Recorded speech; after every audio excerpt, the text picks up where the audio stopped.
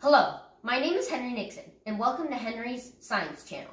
Today we are going to be doing an experiment that proves the theory of osmosis. For this experiment, you will need 2 eggs, 700 milliliters of vinegar, 350 milliliters of distilled water, 350 milliliters of corn syrup, and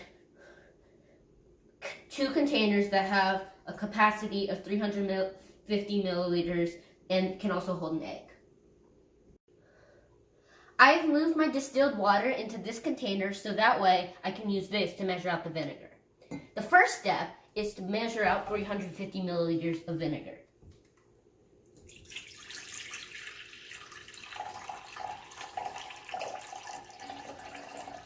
Oh, this stuff stinks, in my opinion.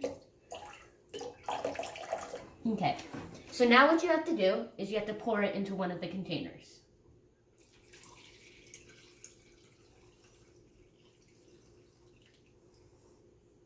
Now, do that again.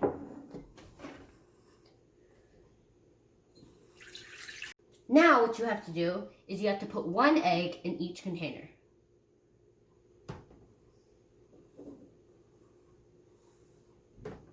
Now, you have to wait for 24 hours.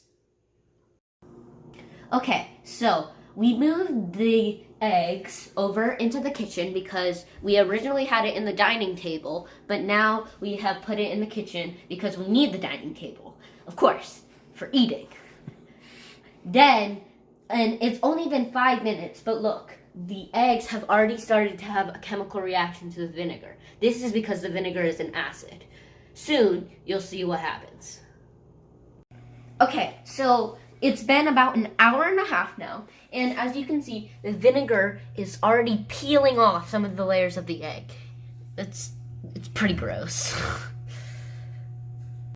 Okay, so it's been 16 and a half hours, and the eggs, they are now floating, whereas before they were sitting on the bottom. In other words, they're buoyant. Also, if you touch them and try to push them down, they just float back up to the top, which means that they're a lot lighter than before. Also, so that means that the shell is starting to deteriorate because it's also super soft. This is fun. Okay, so it hasn't quite been 24 hours, it's been 22 to be exact, but I was touching the eggs and I realized that if I just move my hands around them, they, the skin is coming off. So now what I need to do is I have to go to a sink and then just rub all of this stuff off. You have to do it for both eggs. Okay, so now that we've cleaned the eggs off, we have to pour out the vinegar. Can I pour in here? Sure. Okay. You can use different containers if you want, but we're just using the same containers because we feel like it. Yeah. So then you have to wash out your containers.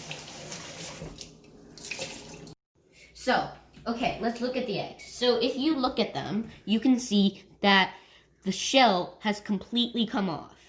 And this is apparently what an egg looks like without the shell. If you look at them closely, you can see the yolk in the egg. It's pretty cool. What happened? Well, the vinegar is an acid, and the eggshell is a semi-permeable membrane made out of calcium carbonate. The vinegar went through the pores in the egg, and then it dissolved the eggshell. This next part may have you questioning, why did we take off the eggshell? Well, you'll see when you find out what happens to the eggs. For the next step, you need your distilled water and your corn syrup. Pour the distilled water into one container and your corn syrup into the other. Okay, so now that you've put in your 350 milliliters of distilled water and your 350 milliliters of corn syrup, normally it would be time to put the eggs in. But first, before I do that, I want to lick the corn syrup on this spoon. Let's try it. That is so good. It tastes like maple syrup. Okay, now let's put the eggs in.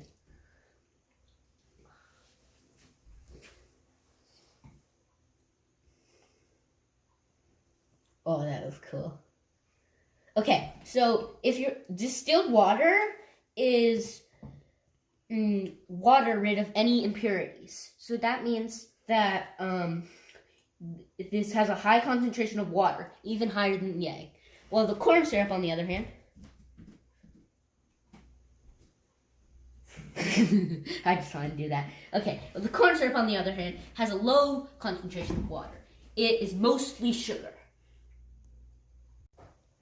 We finished the second step, which is taking the eggs out of the vinegar, cleaning them off, and putting one in distilled water and one in corn syrup.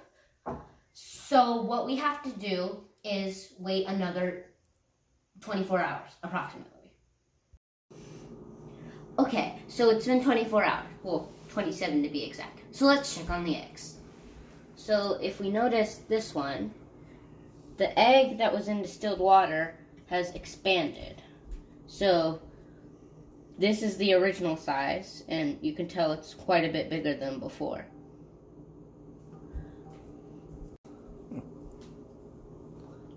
Well, on the other hand, the egg in corn syrup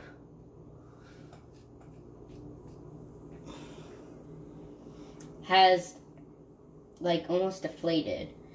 So, what happened? Because of osmosis, the water particles need to find equilibrium. What that means is there needs to be an equal amount of distance between each of them. Because there's a higher level of concentration of water particles inside the water than there is inside the egg, the water particles went inside the egg. This is proven by two things. First of all, the egg is bigger. You can see that when you compare it to the normal size egg. Second of all, the water level in the container has dropped. On the other hand, the corn syrup egg lost water. This is because there's a higher concentration of water inside the egg than there is outside of it. I can show that the corn syrup egg lost water in 3 different ways. First of all, the egg is shriveled up and it looks like a deflated balloon. Second of all, the mixture is a lot more runny. So this is the original mixture and how fast it moves, whereas this is the mixture where the egg was put in. It moves a lot faster. Lastly, the level of liquid in this container is higher than it was before. This is because water left the egg and went into the corn syrup. Okay, that concludes our experiment. But before we end the video, we would like to do something a little bit fun. This is my brother Cyrus. He is going to be doing the honor of bouncing the eggs. We're going to start off low and get gradually higher as we go on. We're going to do this one first. And now this one. Oh, that one felt fast. I got to eat it.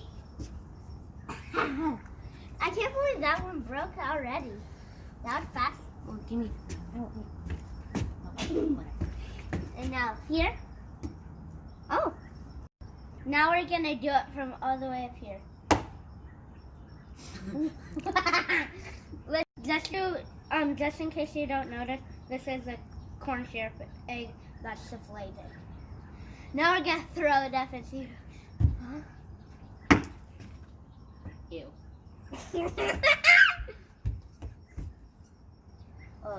Look, so this is the skin of the egg. It's pretty cool. Nice. Oh, look at this. Look at this. Okay. Okay. That concludes our video. Goodbye. Bye.